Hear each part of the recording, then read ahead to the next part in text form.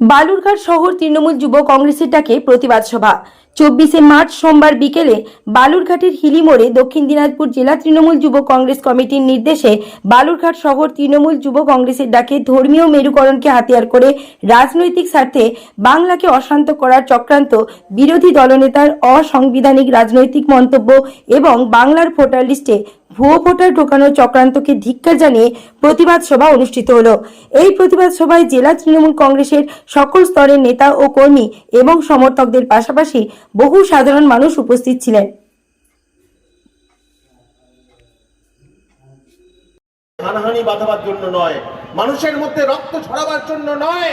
আজকে তাই উন্নয়নের নিরিখে আজকে যদি কেউ গোটা পৃথিবীর মধ্যে আজকে কেউ দৃষ্টান্ত স্থাপন করে থাকে তাহলে তার নাম মমতা বন্দ্যোপাধ্যায়। আমাদের নেত্রী মমতা বন্দ্যোপাধ্যায় গর্বের সঙ্গে বলতে পারি আজকে তিনি যেভাবে করে নারী ক্ষমতায়ন, আজকে শিশু কন্যা থেকে শুরু করে আজকে বয়স্ক মানুষ, আজকে প্রত্যেকের জন্য যেভাবে করে পরিকল্পনা তৈরি করেছেন, আজকে সেই কারণেই তো অক্সফোর্ড ইউনিভার্সিটি তার মুখ থেকে শুনতে চাইছে, অক্সফোর্ড ইউনিভার্সিটি জানতে চাইছে যে তিনি কিভাবে করে ভাবছেন, মায়েদের জন্য ভাবছেন, মেয়েদের জন্য ভাবছেন, সমাজের যে 50% আজকে যে অংশ আজকে তাদের জন্য ভাবছেন।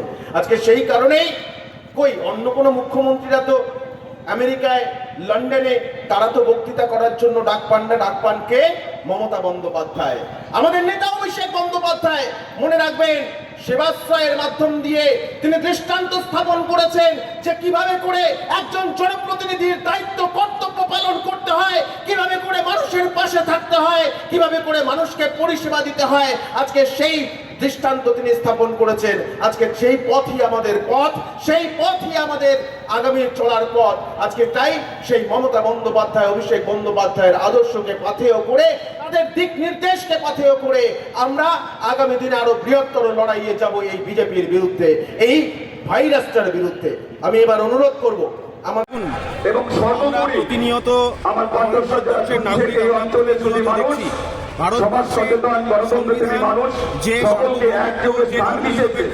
আমি নমস্কার, প্রণাম, সেলাম, জোহার জানিয়ে কয়েকটি কথা বলব। গণতন্ত্রের কথা বলে আজকে তার বিরুদ্ধে গিয়ে ভারতীয় জনতা পার্টি এই বাংলার মাটিতে ধর্মীয় মেরুকরণকে ব্যবহার করে রাজনৈতিক হাতিয়ার হিসেবে ব্যবহার করে এখানে বাংলার মাটিকে অশান্ত করতে চাইছে, রাজনৈতিক পরিবেশ পরিস্থিতি অশান্ত করতে চাইছে, সামাজিক পরিবেশ পরিস্থিতি অশান্ত করতে চাইছে, শুধুমাত্র ক্ষমতা দখল করতে হবে।